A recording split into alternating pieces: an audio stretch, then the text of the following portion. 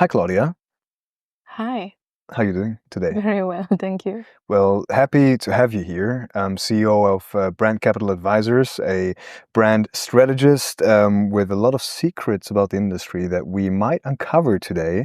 So yeah, happy to have you on the pod. So let's just start out with the most simple and straightforward question, Mhm. which doesn't require a simple or forward answer. What is personal branding? And also, why should people care about that? Okay, let me take it one by one. First, personal branding from my perspective is a perfect alignment into who you are as a human being, but with intention. So let's suppose that you are multiple things to multiple people and you want to bring all those identities together. Who you are at work, who you are at your gym, who you are in all your communities, in all your circles. You want to bring all those things together under one single message, but you also want to attract your target audience and you also want to make the difference and create the impact and all the like super deep stuff. So it's basically the perfect alignment into one single core message, but that is aligned with who you are. So yeah, that's the first part. And then your second question was, Why should people care?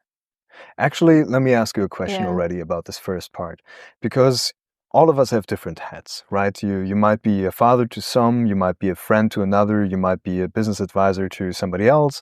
Now, there's all these different areas, and specifically for people that are just starting out, they have a really huge issue.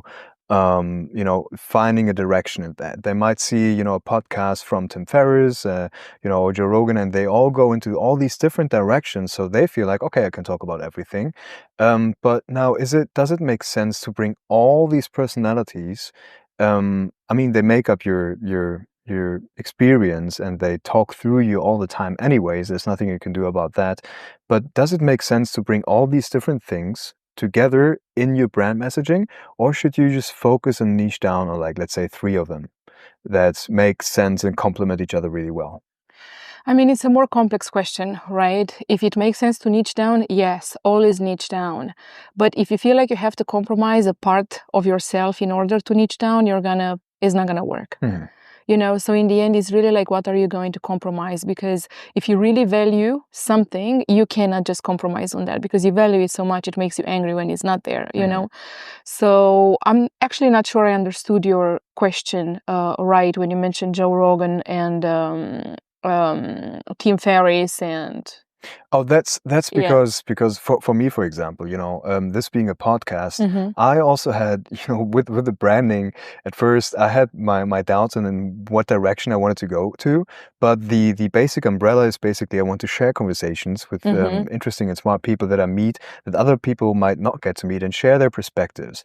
Now, that can be from any walk of life. That can be very business focused. That can be, about self-improvement, about any other area that is to me interesting. So just Joe Rogan, Tim Ferriss, they also go into all of these like multiple areas. So usually when you create a business or create content, people tell you niche down. Pick one topic and go with that. So that's like kind of like the friction that mentally I would have, approaching this with all the skill sets and talents, all these things that make you, how to combine that into one, and if that's really necessary. Yeah, it is and it isn't. So I'll stick to the original Mhm. answer, yeah, in a different way. It is and it isn't. So it is important to niche down, but to niche down your message and to niche down your audience. Yeah, if I'm gonna go for police officers, I know that all police officers would go to me. If I would say that my message is for everyone and no one would come to me because there's no specificity in anything. But as in what we offer as human beings, I say that if you compromise parts of yourself that are important to you, it's no bueno. It's Yeah. not going to function, it's Yeah. not going to work. And if you want to speak about 25 different topics, do so. Because it's important to you. Why should you not do it? Why should you limit yourself to, fit in a box? It's not going to work. Sure. Short term is going to, work or maybe produce little results, but it's not going to work long term. Sure. Yeah. So we're talking about authenticity here, right? A lot. Yeah. So being true to who you are, using that in your messaging to give other people the chance to connect with the unique person that you are through your past experiences. So when Go for it. I have to make a correction because it's so important.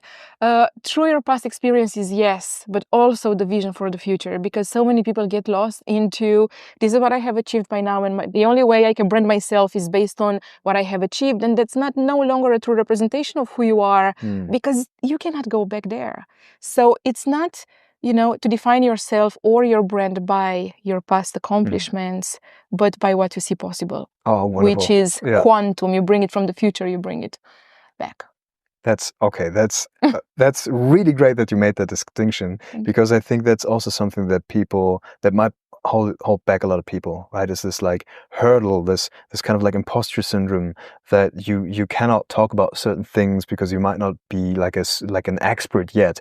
But if it's a field that you're interested in, that you put your time into, and where you're seeking to help others with your knowledge and wisdom that you've gained so far, and especially if you can help like a subset of a market that is on the level where they can receive and use your advice, I think that's perfectly fine. But yeah, having this vision of yourself, this vision of your brand, where it's going to go, because for sure, yeah, it makes totally sense now that you say that, because you create something to create something. You start a business to create something, bring it into the world, and just like with a baby, just like with a human, it's a growing process, and the goal is to find the direction that you want to be in, and then be able to communicate, I guess. So how would people start, going about this? If you have all these different kinds of areas that you interact in as a person, all these past experiences, all the future projections of where you want to go. Now, how do you package that up successfully in your personal brand? Or let's make it more specific. How would you start evaluating that? Because as you know, we all have blind spots as people, things that we don't know we're good at, or how would you uncover that with a client, for example? Yeah.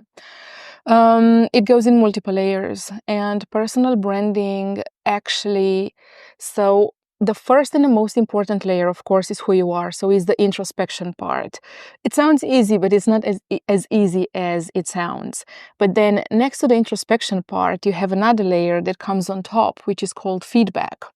If you don't ask for feedback, you have a blind spot. You don't know what people see. You only have the idea of what you think that other people see, which in most of cases is not real, is not the reality. So when a client comes to work with me, we start with a 360 report. I don't know if you're familiar with the reports. Basically, it's an anonymous survey. And we send it out to 60, 70, whatever, 100 people in their life from all their communities. So, for example, I all the time ask them to put me down all the leaders of all the communities they are part of.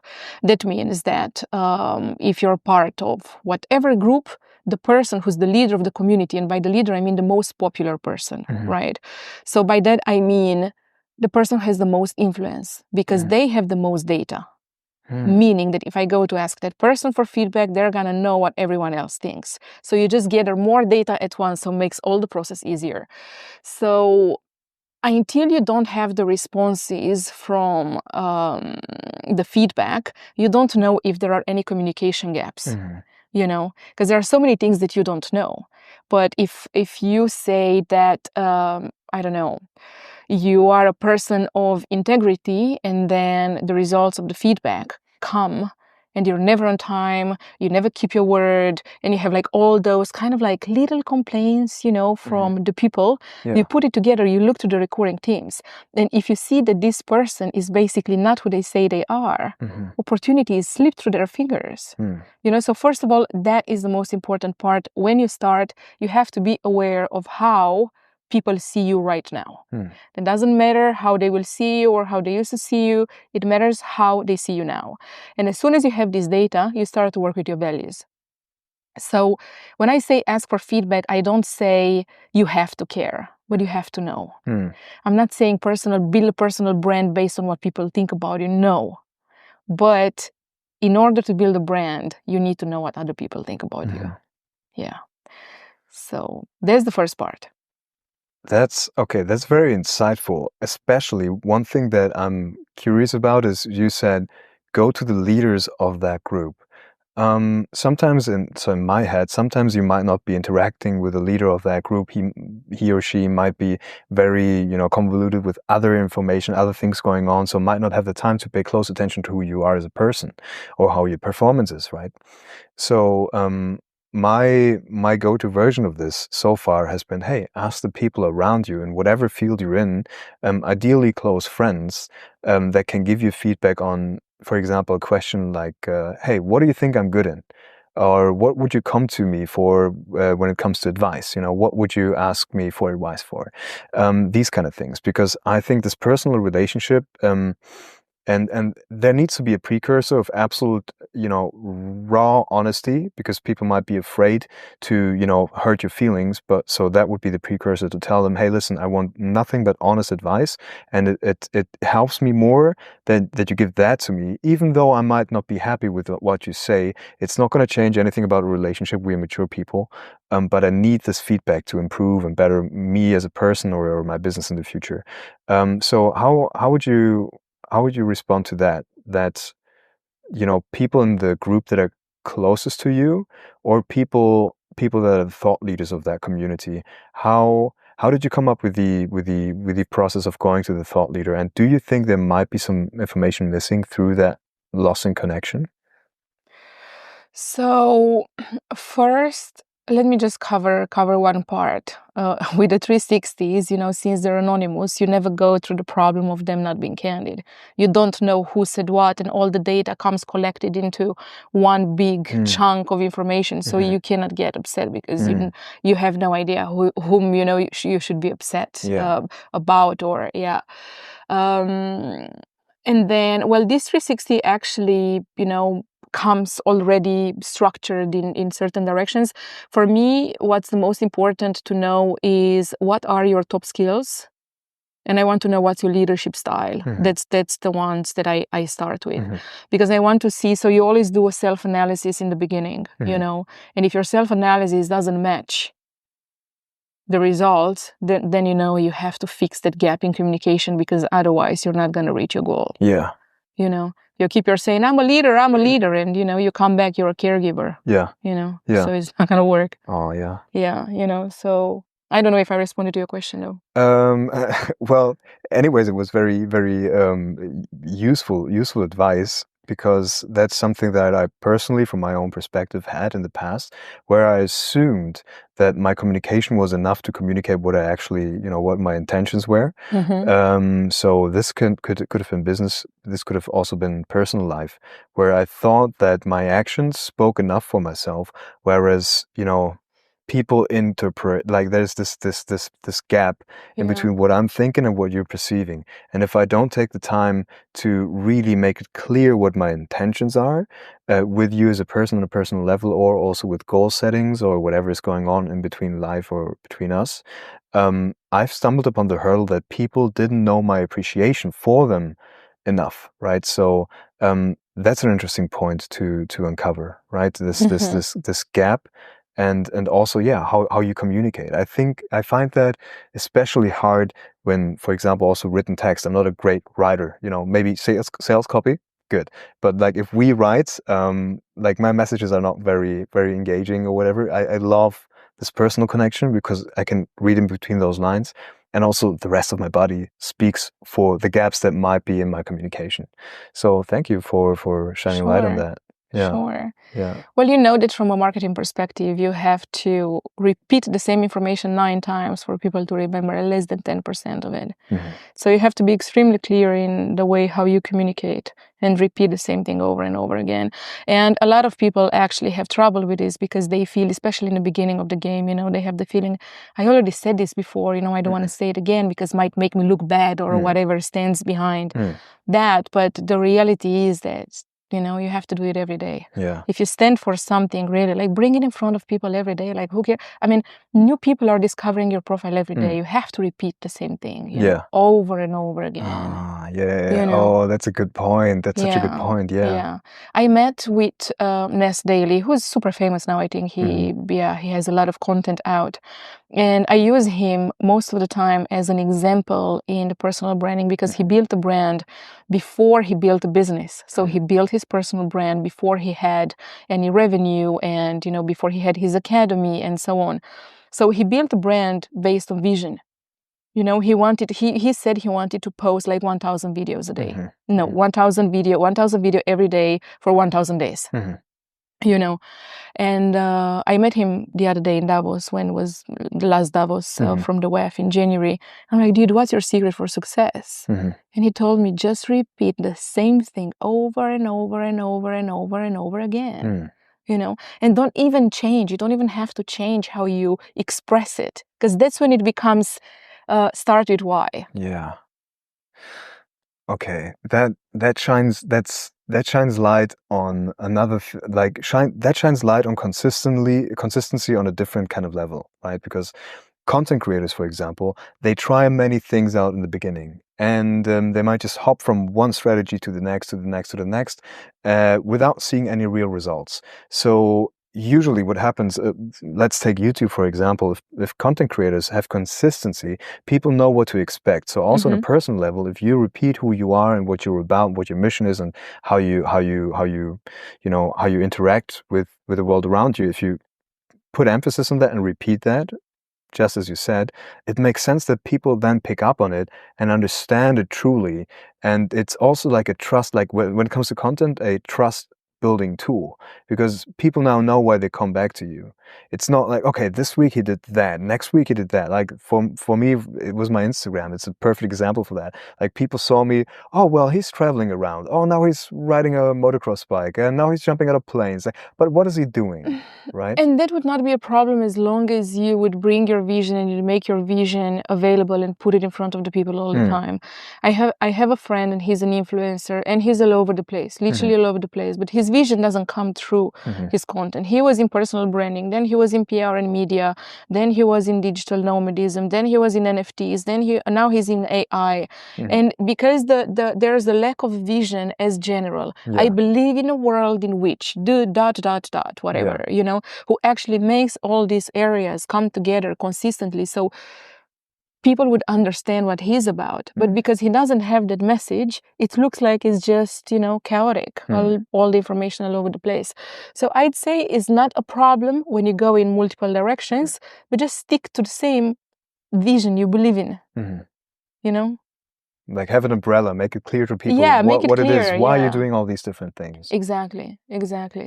So we start out with self-analysis, also taking in information from your outside world to reflect on what you think is true about yourself.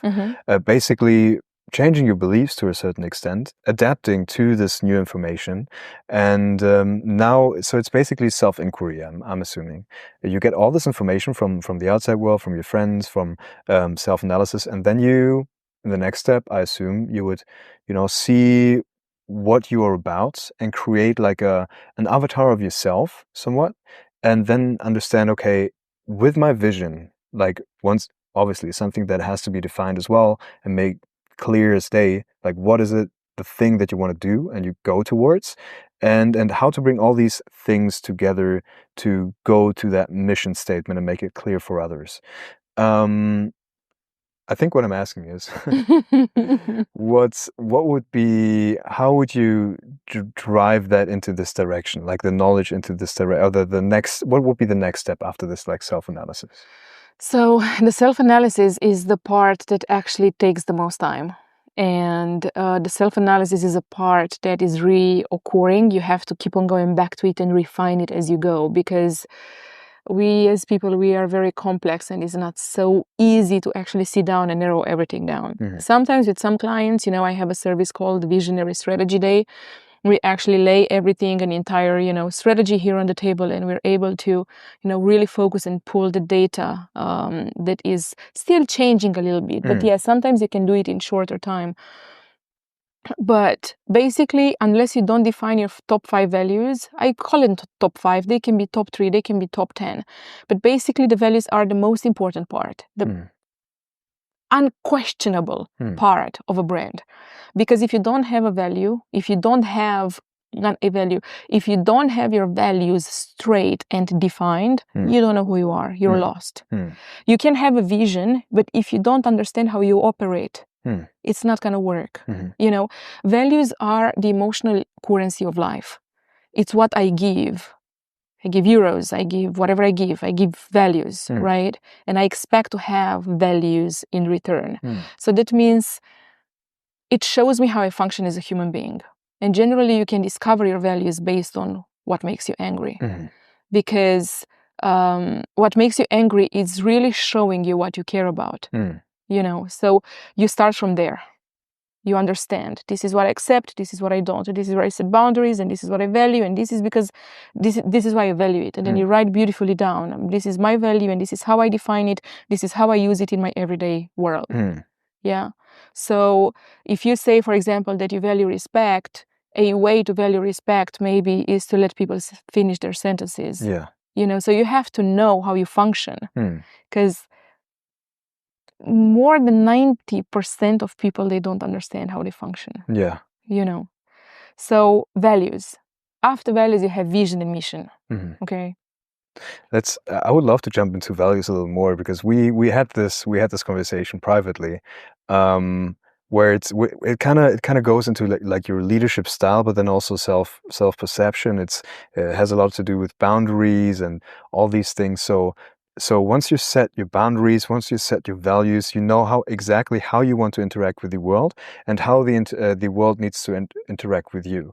So that is almost touching, not even almost, it's touching on the metaphysical level, because it's basically the vibration you give out to other people. So for example, we have people pleasers as a stereotypical archetype of someone that has very, very unclear boundaries. So people can walk over them all the time. They just try to please. They're avoiding confrontation wherever possible. But I mean, they still feel a negative effect on them if somebody doesn't treat them well. They just feel like they don't deserve the amount of respect that they secretly wish for, because they may have not made this boundary clear for them, or to go even deeper, not figure out the root cause for their people pleasing. I think boundary setting and value discovery is something incredibly important to see. Okay, how am I going to navigate through life, and how much can I take? If this boundary in a business setting or in a personal setting is overstepped, we can see this clearly in relationships, where somebody, you've absolutely in love, and you may let this person do a little more than they should, because you're like, okay, that's the one person, and I really love them, and I put my heart and soul into this relationship. So if it's the one thing that's gonna, stay for the rest of my life, well, then it's okay if something oversteps my boundaries a little bit, because we can work things out. Well, the thing is, in retrospect, these are like the red flags that we overlook. And that's also the thing that we didn't make clear to our partners. And if we don't have this like very clear boundary for ourselves, and they overstep it, and we always like feel like, okay, something is happening to me that I don't like. If we're not clear about this, we give other people the power and invite them through our vibration and action or non-action to do exactly those kind of things. And I think especially in business, it's also very important, because you might have the chance to work with somebody that you think might be a great fit, but then they don't operate in the same level that you value business to be operated by. You might think, okay, this is the best person in the field. I want to really work with them, but they treat me like shit. They're not responsive, all these things. So they overstepping your personal boundaries, and now you feel, let's say it's a production, you feel overstepped in that area, and you still have to, especially let's say you're in front of the camera, you're filming something, and then you have this negative thing going on that you shouldn't have allowed, applicable to any other business scenario as well. Well, it's your fault, and it's in the end not going to create the same result as if you have had respected your boundaries, I believe. And that's something that you also shown, brought light on when we had our conversation, that it's so incredibly important to act the way that you perceive yourself to be. And if you don't do that, you just invite chaos into your life. Because sure, if that person, if you just have to say, hey, bye, be gone, it doesn't work out, if they don't adapt their behavior, you just like see yourself as less. You see it acceptable for life to throw things at you that you shouldn't be complying with. But if you just say, hey, bye, I'm not going to work with you. I'm going to work with a person that fits my values. Then you all of a sudden create the opportunity, once you've closed that door, to let people in that are aligned with your brand, with your personality, with your values, with all that kind of thing. So Yeah, I agree. It's harder said than done. yeah. And of course, it involves a lot of awareness and a little bit of understanding of psychology in general. But yes, when you don't stand at, if you don't value your values, Yeah. and if you don't value yourself because you're afraid, or because you're codependent, or because there's trauma, or because whatever it is, you just invite more of that to come. You're literally screaming, and then more of that is coming back to you. And it's scary when you have to let go, because there are circumstances in which you actually love the other person, in which maybe the other person is a family member, and what do you do then? You still have to learn how to let go, you know? And I think it's harder when you really love the person and you have to find a way to let go without making them feel rejected, even though it's not your responsibility to fix their problem. But that's when things start to get emotional, and you know, it's a little bit harder than it looks like. But I totally agree, and it's a good lesson that everyone will have to learn at some point. Yeah. Yeah, it's tricky. It's tricky, especially if it's your personal, you know, if it's family members, as you said. And I think it's closely related with forgiving somebody. You know, I think that's a beautiful example of how to do that. Because forgiving somebody that did you wrong, you're not you're not helping them, you're helping yourself. Because all this grudge that you hold towards somebody, all this negative energy and maybe hatred even, this is them living rent-free in your head. Why should you invite anybody to your house that, you know, is not paying rent and is just destroying your property? Why would you have that malicious energy inside of your head? So forgiving somebody opens the door to have them not be your tenant anymore. And I feel like it's the same thing with, you know, personal connections and, you know, family members, and letting go of them in a way that's beneficial to you. Not because you're the better person, doesn't need to be that, just because it helps you more than it harms you. So yeah, that's very interesting. But yeah, also something very important that you said, which is, it's not your responsibility to take care of other people's feelings. You don't want to be an asshole, for sure, but it's not your responsibility to adapt to everybody else. Yeah. And but you will look like one in the moment when you do it, or you'll feel like one. yeah, and that's hard. That's hard. And that's the hardest part, Yeah. to understand where you stand and understand where the other person stands. Yeah. To do it in a healthy way. Yeah. But I think sometimes there's the best approach you can take. For example, hey, sorry, this just doesn't, like, let me be honest with you. It's something that doesn't work out, you know, between us anymore. So, you know, with all due respect, I have to move forward without this relationship keeping going on, maybe personal or business. And it isn't, from that point on, it is not in your hand anymore how the other person reacts, right? So I think you should be comfortable walking away from situations, and comfortable with other people. And for people pleasers, for example, that's something very hard to do. Being comfortable with the other person just thinking you're an absolute piece of shit. I think that's necessary. That's all right. Like, moving back from, like, saying this, getting away from the situation. If you somehow have like personal ethics, you know, you'd probably be like, oh man, I didn't want to hurt that person. But it's just, if it's your truth, I think it needs to be spoken. And if not, you're allowing aggression into your life, aggression against yourself, aggression from other people, dominance over you. So again, going back to the values kind of thing, if you have your values clear, the next big step is to actually learn how to appreciate them and how to be true to them. And when it comes to the topic of self-confidence, it's something you simply have to do, because if you overstep your own boundaries all the time, you are reflecting to yourself, hey, I cannot stay true to my word. And if there's one thing I learned in life, is if you want to help other people, you need to be able to help yourself first.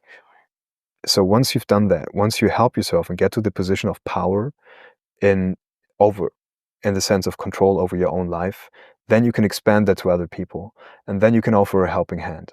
But all this negative energy, we had this conversation before, where it's when you're in a conversation with other people and they're just not on your playing field, and maybe all friends, but they just stay where they are or like went in a completely different direction. I think both of our tolerances for bullshit conversations is basically zero. It drains your energy. Yeah, it It's drains. yeah. Yeah, Yeah. removing yourself from a situation like that is Yeah. a superpower power and a super skill to develop. Extremely important, and especially as you start to be intentional with your personal brand, as you start to grow, a lot of people are gonna fall around you, and you have to be able to keep your eyes open and go and reach your goals despite everything else, not in a pathological way, not in, a negative and toxic way, but in the end, you have to detach yourself completely from everything around you in order to reach your goals. Otherwise, people will project all their shit into you and you're literally gonna do nothing. Yeah. So Let this me is the reality. let me share a quote with you that I recently learned, which is amazing. It goes, "Why do you care about the opinion of villagers while you're trying to build a kingdom?" Yeah. Um, which is, in regards to maybe your hometown, these might be the villagers, to your old friends, to your old social circle. Sometimes we might feel the need to impress them and say, "Hey, listen, look what happened with me." Maybe not the healthiest Yeah. approach, but some people might tend to do that. And so to get away from this, it's like if you see them a couple of years later after you went a completely different journey and they went in a completely different path, and you see them and you know how much you've grown as a person and maybe they haven't, it becomes so crystal clear to you, like, that why would I feel the need to get validation from others that are not on my journey, that are, Because you do it subconsciously, you're not aware of it. And I used to, for me, it was very hard, for me particularly, because I come from a small town in the middle of Transylvania, Romania. And I have my childhood friends there. I have my brother. I have, like a lot of people. And I didn't realize how much my context has changed. I left Romania a very long time ago. And the excitement when I thought about a new project, I was like, oh my God, I have a great idea. I'm going to fucking smash it. Am I allowed to say that? Sorry. Sure, go for it. We And swear on this then, and then, podcast. and then, and then, me going back to Romania, to express, my happiness, my excitement towards what I saw possible, and people shut me down. But they shut me down because I was not aware back then, Of course, I subconsciously was looking for validation. Hey, my idea is good. I can just keep working on it because it's good. I'm not wasting my time and my energy. But that validation never came because they didn't see what I saw. It's impossible to see, when you're entirely out of context. And it was a hard lesson. And of course, now I'm not looking for that validation. Maybe I'm looking for others because I'm a human being like, anyone else. But it's a good lesson to detach yourself entirely. And if you see it, to go for it.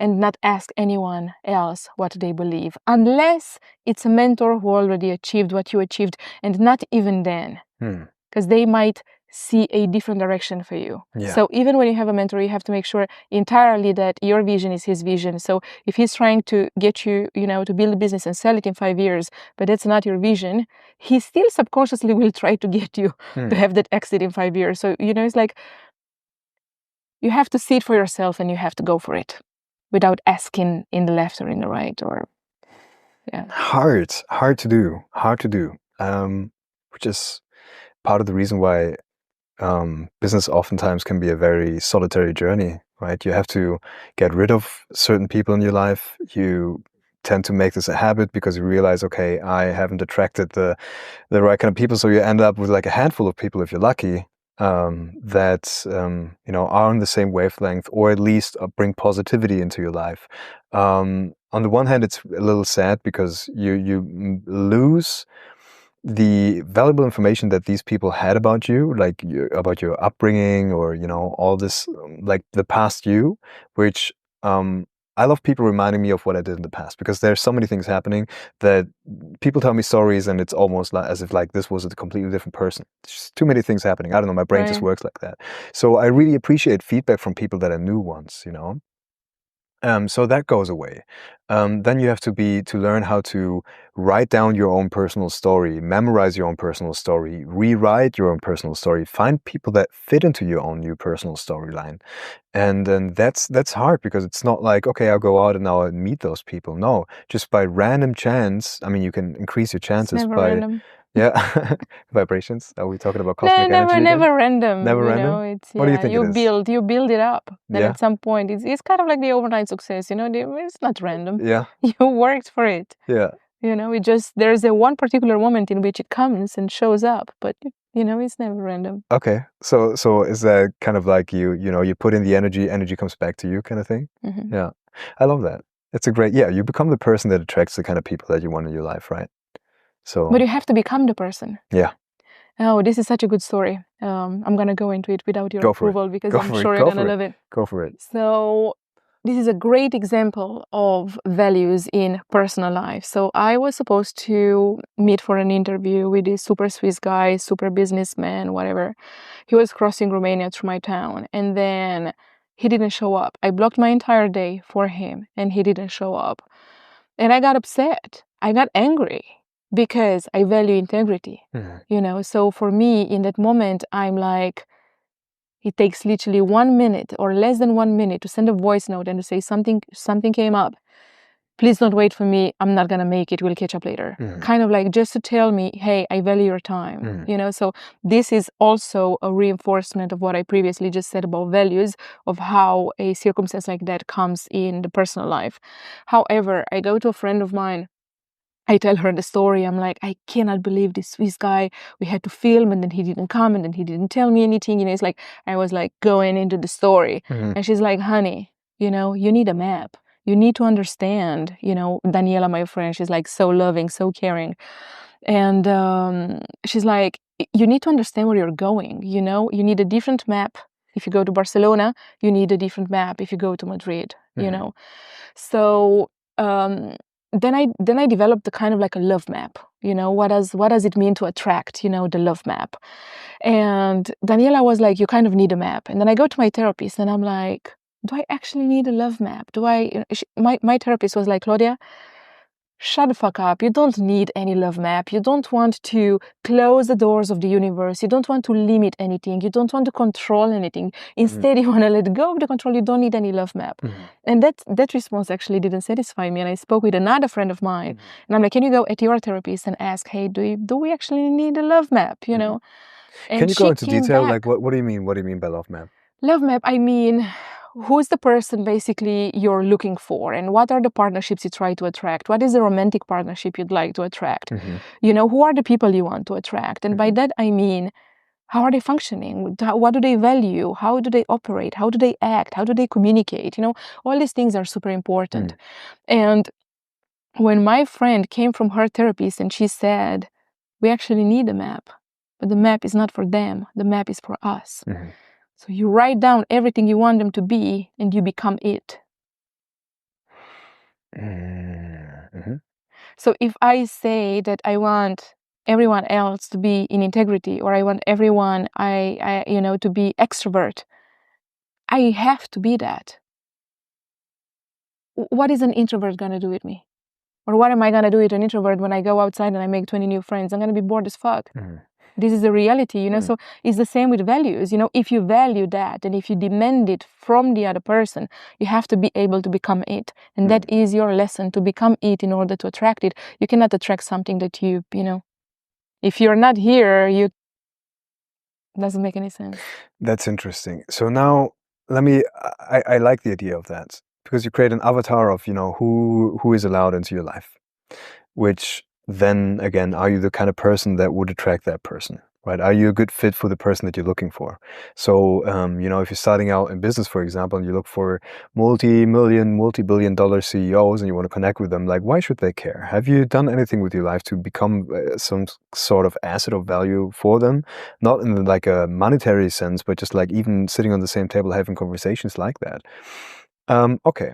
But now, so when we apply that to love, for example, sometimes love or caring, sometimes people show love and care in situations where they need it the most. right? So how would you apply that whole like thought concept? And I know I'm just opening up a new topic, Mm-hmm. but how would you apply that to this? Because basically, you're somebody that needs love right now, and you give love to somebody else because you kind of crave for it yourself. So now that you are this loving and kind person, um, w- would you think that you get that kind of love back then, or would you? Why do you think this mechanism exists? Does it somehow, make sense in the context of what you said? Because this person is basically, okay, I'm caring, I'm loving, I'm showing love, Mm-hmm. I'm there for you. But this is exactly those traits that you would love to have in that very specific moment. Um, so do you think doing that is naturally like attracting this kind of thing? Well, first of all, is you show the universe what you care about. Hmm. So if I want to be loved, but I am not a loving person, or I'm not lovable, or I'm not loving, or Hmm. however you want to go about Hmm. it, how can I attract a loving person? Hmm. For me, it doesn't make any sense. So basically, I am overstepping what I am demanding. Hmm. I want to have that, but I overstep it myself. Hmm. So until I work on myself, for myself to become loving and lovable, I'm not going to find a person to love me. I am going to find a person to love me, but it's going to be a short-term thing because you realize that was a trauma bond. Hmm. But I Hmm. don't really, I mean, I'm not a therapist and I don't really want to go so much in psychology Hmm. because, because I'm not a therapist and I don't want to provide, information that, I don't want to confuse anyone, but Sure. this is how I see Sure. things. Yeah. Sure. You have to become the person that you want to Hmm. have. Because if I say I want my future partner to be in integrity, but I am not in integrity, how is that going to work? Yeah. I'm overstepping what I demand of having. Hmm.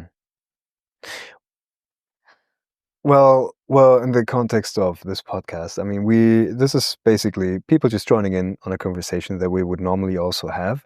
So, you being very, strong-minded about authenticity, like none of this is like live your life by this advice kind of thing. It's just like a conversation that we would love to have just like that. So people just sneaking in, right? So I think even if things are being said that are maybe not completely fully developed, as a thought yet, this is exactly the place to go through this. This is exactly the conversation that, we're not perfect in the way that we perceive things. You give me some information, all of a sudden I just change my mind on something that I had thought of previously, the other way around. So I think, yeah, Mm-hmm. this is still a playground. This is still an absolute playground for thoughts.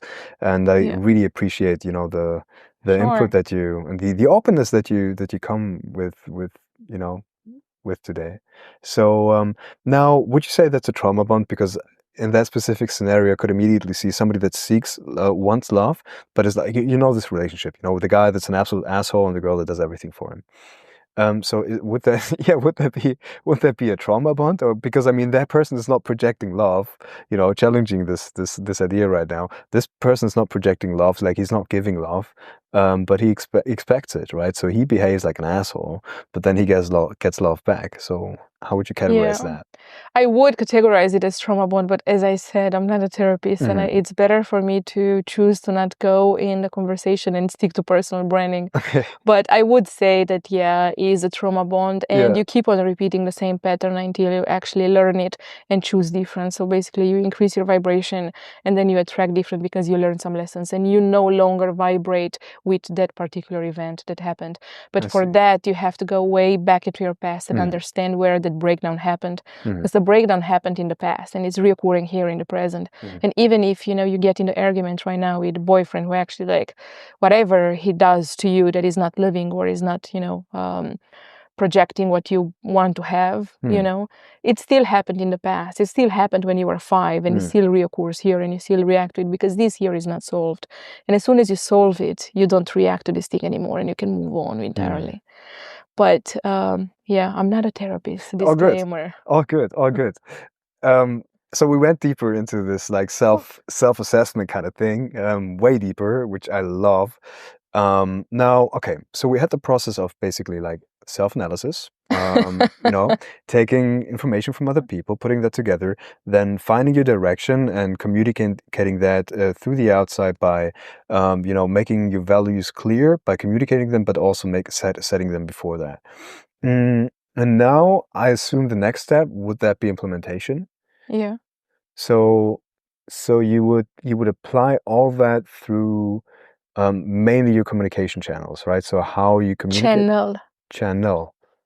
If you want to grow one single social profile, don't go all over the place. Unless you have millions of dollars to invest into it, forget about it. Oh, I like that. Yeah. I like that. 4 posts Simplicity. a day. 4 posts a day. Repetitive information, one channel, do what you love. So if you like to write, do little cards in which you write. If you like to create content, like create video. If you like to speak and you like the sound of your voice or podcast, whatever, do podcast. Do one thing and do it well on one single channel. Grow the channel, and until the channel, I would say, is not like 100,000 followers, there's no reason to go. Facebook, Instagram, TikTok, Threads. Now we have Threads, LinkedIn. Go all over the place. All the energy it's getting, despaired. It's just not working. Yeah. It's harder to become a thought leader when you are all over the place. It's better to do one channel, do it well, engage, becoming obsessed with it, it has to become what you do. Yeah. I love that advice so much because it's simple. It makes things so much more simple. People, when they start out with content creation, they are overwhelmed. First of all, how does an algorithm work? Now, how do I do editing? How do I, convey a picture? How am I congruent? Like, what kind of style, what kind of like branding personality is in there?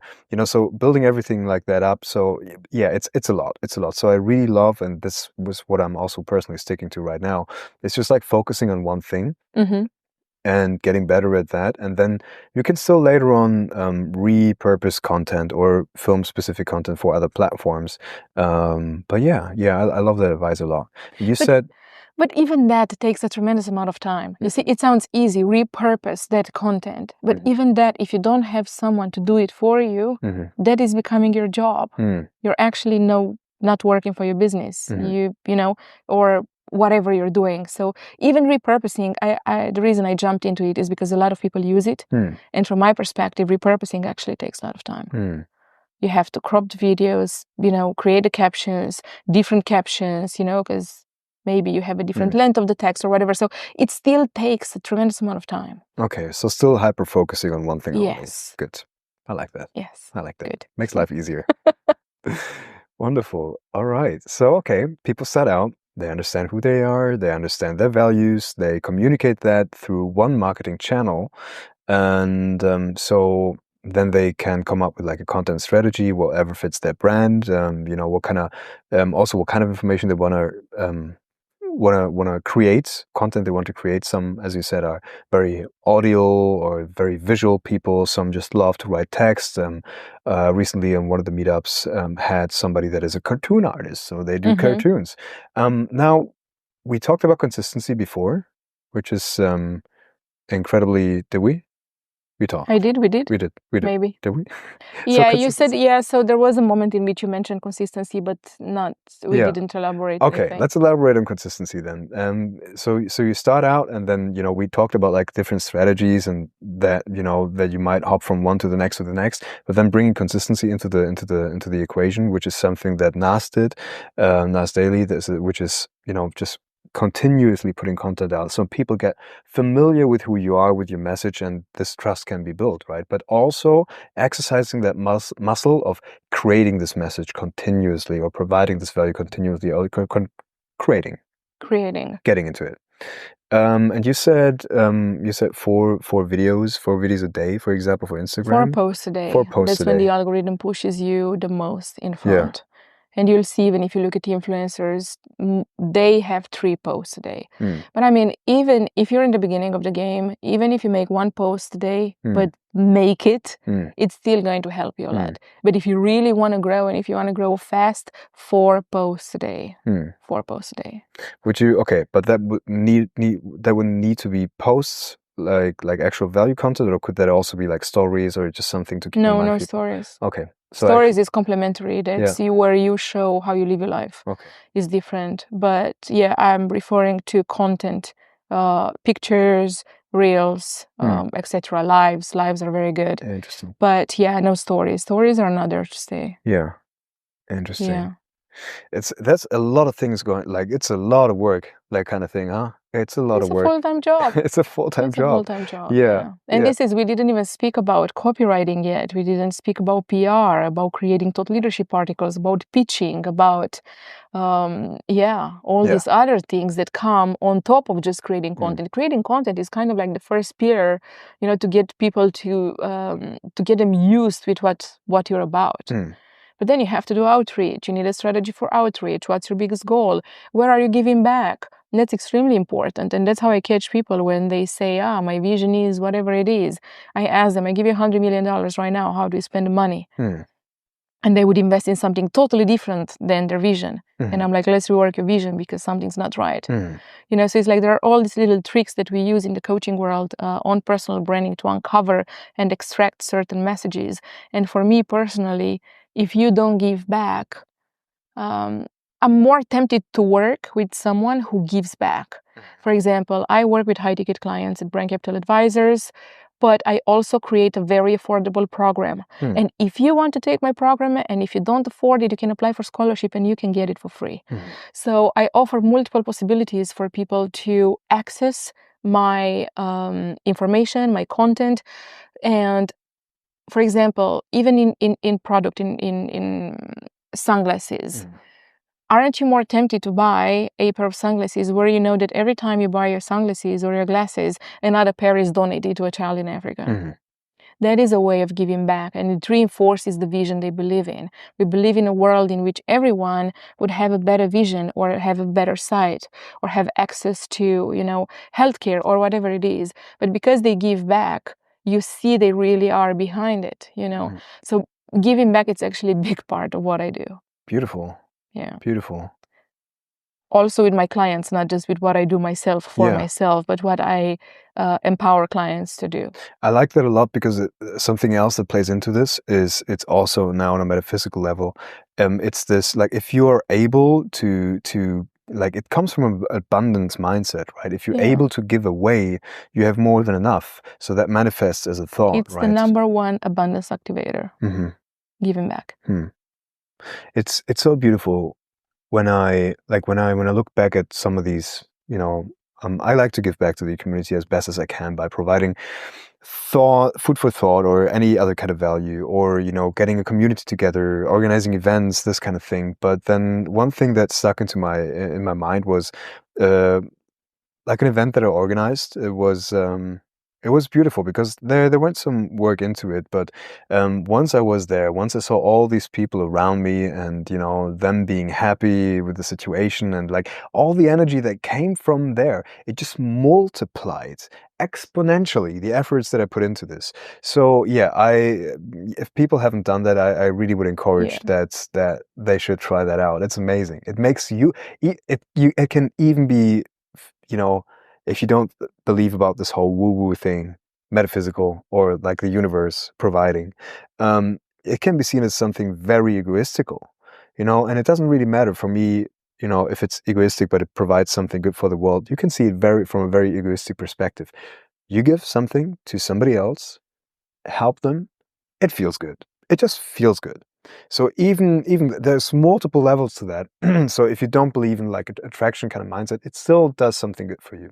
So yeah, I love that you have that in there, and it speaks for you that you have this like holistic approach about things. Authenticity. Giving back, like having these elements in there, because it's not just straight up, okay, how can I sell as much as I can? No, how can you be the kind of person that people want to go to? I'm assuming. Wonderful. All right. What would be the next step then? After creating content?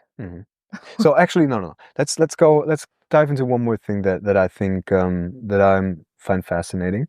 So PR. Right? So, presenting yourself as a thought leader, being, for example, in Forbes or other magazines, and being positioned there. I think many people think that's tricky to do, but it's just strategically, in my opinion, strategically approach the right kind of people and create value for them, or provide some kind of resource that be beneficial for them. So, but you're the expert here. How would you position yourself as a thought leader, and how would you go about creating like a smart PR plan? Well, first you need to be positioned as an industry leader yourself. Mhm. Like media relations are the best relations that you can build into your life because they can help you skyrocket everything you do. They can help you skyrocket your business, your personal life. You achieve your goals faster. So media relations are super, super important, and you should always work on developing those relationships. Mhm. But then you have to be an industry leader because they actually are looking for the information to predict what's going to be next in your industry. So if you are just like everyone else in your industry, there's no reason for them to come to ask you for information. Hmm. So basically they want to have the information that predicts the future, predicts what's going to happen in the industry, because everyone wants the great story. Mhm. Everyone wants, the clicks. Mhm. So basically you predict, and then it's like, we were right, Mhm. So basically you need to increase your profile and to have a worthy, shareable story. You want to have something story worthy, if that makes sense. Mhm. In Brand Capital Advisors, our main PR partner, we don't work with any sponsored, articles. There are so many people now that, feature you in Forbes or in Entrepreneur, in Inc., whatever it is, Mhm. and they are sponsored articles. We Mhm. don't do that. We pitch you, and it has to be worthy. Mhm. You have to have a good story. Yeah. So to create a strategy, you can create a strategy, but you need a good copywriter because all these articles are written in a way, yeah, it's how the demands from the market. There are specific ways to write articles. Hmm. You can try by yourself, but it's not necessarily going to succeed. Yeah. No, it's something that I really didn't get into at all, is like media training. I think that's a wonderfully interesting field, and sounds very exciting to me. Because as soon as you make appearances in front of the camera, your thoughts, your opinions, they could be misconstrued, but then also making it. I mean, yeah, copywriting alone, is a whole topic in of itself. So yeah, I think. Yeah, I'm very interested in learning more about that. Yeah. So is that something, do you have your own strategy on how you come up with, this shareable content, or do you also do these companies incorporate like the structure? I'm assuming you have a structure that works. Yeah, there is a structure. I haven't started one for myself. I actually have a list of articles from my copywriter that I Hmm. have to go into, and every time I click, there's so much information, Hmm. and I just keep postponing it, and I know I shouldn't. But I would say for anyone who wants to start, you should start with like tier 2 publications. For example, just go local, look at the publications that are aligned with a little bit with what you Hmm. want to do, and start pitching normal articles. So you build that in the algorithm of Google. When you Google yourself, there's the information that needs to come and basically Yeah. say exactly who you are and what you do. Yeah. And you want to start building that with local articles and to get as many results as possible. Hmm. And then, until you speak about Forbes, we feature people in Forbes after 1 year. Hmm. So if you come to work with a company like ours or an agency like ours, basically you need 1 year of thought leadership before we can pitch you to Forbes. Hmm. To be authentic, to be beautiful, to be believable, to be, Yeah. all the juicy stuff. It's not going to Yeah. randomly happen just because your name Yeah. is James. Yeah. Whatever, Yeah. I mean, And I believe, so to put things into perspective, it's not really that hard to get media attention. It's really not like, the big ones might be a different story, but so the thing that you have to have is just understanding, okay, what is media interested in? How can you provide that thing? And it might seem like this big thing to people, but honestly, the easiest thing you could do is just like reach out to a newspaper. Maybe say, hey, we have this event, you know, maybe it's a charitable event for, I don't know. You can just like, just by reaching out to them. For me, it actually happened the other way around. I was creating content back in the day. And so one of the biggest German newspapers just approached me and said, "Hey man, we find it very interesting what you're doing. Please let us know the next time you do this." And actually, it was so intriguing to them that so I had an idea for another video. I did this. I planned it one day. The next day was happening, so there was no time to lose. And I just wrote the guy. I'm like, "Hey man, I know it's very short notice, but you know." It's going to happen tomorrow either way. So if you want to go on this, go for it. Mm-hmm. He's like, oh, okay, but now I need to get a photographer. And, it's, oh, man, it's so short. Can you not postpone it? I'm like, sorry, man, nah. And Yeah. he was so intrigued by what was going on with this whole situation that he found a guy, booked him for half an hour. And then he came Mm-hmm. along. We did an interview. They took some pictures. I landed in one of the Germany's biggest newspapers. And it wasn't a hard thing to do. First of all, he discovered me before because there was some value in what I was doing, and everybody has their own personal story, their own personal value, their own thing they can provide.